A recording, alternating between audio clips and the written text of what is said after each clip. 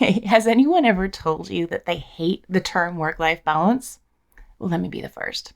Hey there, I'm Nicole Van Dici, and I empower working moms to prioritize self-care through simple planning and inspiration, and hopefully this inspires you.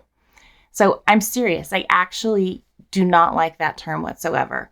And let me give you a little background on it. I used to work in corporate, and whenever we'd hear HR talk about work-life balance, I thought, oh, that's great. They're going to be doing things to help make sure that we're able to get out of the office and go do things outside the office.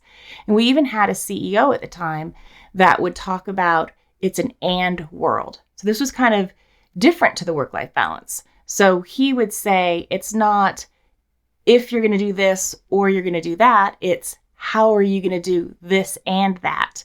So there was always this kind of play. It's like you knew that especially as a working woman, you had to have work-life balance, yet you also had to do this, and it never really matched up. And the greatest epiphany to me is that you can't do one or the other and truly be happy and be balanced, especially since I became a mom, because you're never doing just one thing at a time. There's always this and that need to happen. And the only way that you're able to actually find any of that balance that we're talking about here is through planning. And if you can look at what you need to do for life, what you need to do for work, and critically, what you need to do for me or for you, then you plan that out. And that's where you actually find the balance. But there's no such thing as work-life balance. It's about that fluctuation and how you can plan that flow of all of those different levers going on. So work-life balance makes it sound like there's one lever, there's one balance, we're kind of weeble-wobbling back and forth. But instead, it's this constant, as I do that, I think about the people that play bells, ding, dong, dong, dong, dong. You have to keep the momentum going, keep the song going, keep the flow going. Well, as a working mom, that's our life, right? It's, getting the kids ready for school and getting up and doing that. So it's the flow. And the only way that you're going to be able to get through the day with the flow and fluctuating through is being able to plan ahead. So what I like to do is the night before I say, okay, I sit down with my planner and I look, okay, how did yesterday go? Did I get everything done? And what are really the priorities for the day? And I write down almost as if I'm doing a show with those little bells of what I need to do at what time, what I need to do for myself, what I need to do for work, what I need to do for life. And I plan that fluctuation. I plan that flow. Otherwise, if I don't, life and work will overtake me. And they'll overtake what I need to do and my own mental state.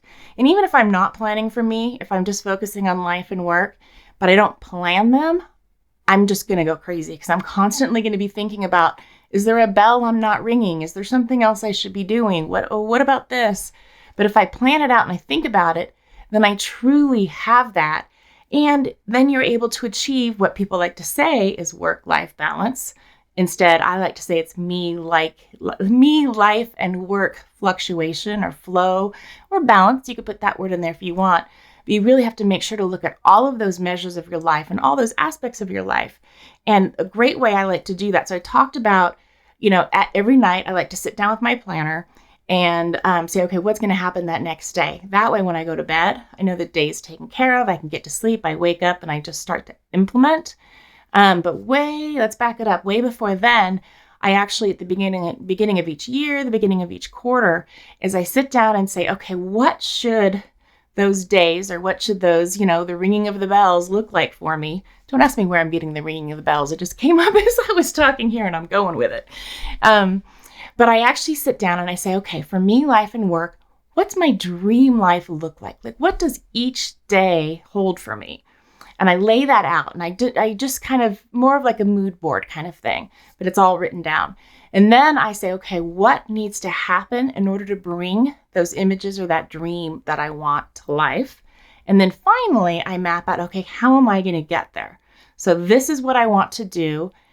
What is going to happen what needs to happen in order to make that work? And then how do I get there? And that essentially builds, and I mentioned I worked in corporate. I worked for Nestle for years in business planning and marketing. And we would sit down, once a year and then once a quarter and go through and say, okay, what does our business need to look like? What's the ideal? What's the what in terms of what is the measurable objectives in terms of how we're going to get there. And then finally, the how becomes your strategies and tactics. So for those of you in the traditional business space that have heard those terms before, it's basically the same thing. So I sit down every year, every quarter, and flesh that out. And then that trickles down into my daily plan. Because once I have that all set, and the cool thing is I'm not just doing it for my business, I do it for me, life, and work. So I map out for me, what does the ideal self-care look like? What are the things I want to accomplish for myself? What are the things do I want to accomplish for my family as a mom, within the house, within vacations, with my husband? And then finally, I do work and I talk about what goals do I have? What are my objectives within that space? And the cool thing is typically you might sit down and do planning and just focus on work. And then anything else just kind of has to fit in. But when you start with me and then move to life and then move to work, you have the opportunity to make sure that every day, every month, you're including goals and objectives and focuses for all areas of your life. And that's how you achieve that balance. No matter how crazy things get, you have it mapped out. You know you're going to be able to do it. And honestly, if something goes wrong and something can't happen, you go back to your plan and you say, okay, you know what? This sucked. This didn't happen. How can I adjust and tweak? And then, change the dream a little bit because the situation's changed. How can you change the what slightly if needed? And then change your how. And then once again, start executing out on it. And that is how you can find that balance that we're all talking about without running around like crazy, without being overwhelmed. The cool thing is I actually have a course that I recently launched. It's called Planning Well. And it's about how you can take me, life, and work and build that plan around there. And it's not just planning, but it's planning well, meaning you're doing it well, but also it's for your wellness. It's to feel good and to know that you're doing the right thing in your life. So hopefully that helps. If there's any questions, let me know. I'm super excited about this course. It's super inexpensive right now, so it could be a great opportunity to jump in. But let me know if you have any questions. Hopefully this was helpful, and hopefully you're able to find that flow that you need so you can feel like you have that dreaded work-life balance. Maybe you can find a different term for it, but either way, most importantly, is peace and happiness and calm, feeling good about yourself and knowing you're doing the right thing every day. So you go do that. Have a great day, and I'll talk to you soon. Take care. Hey, thanks so much for hanging out. If you want more like this, subscribe and check out the links below.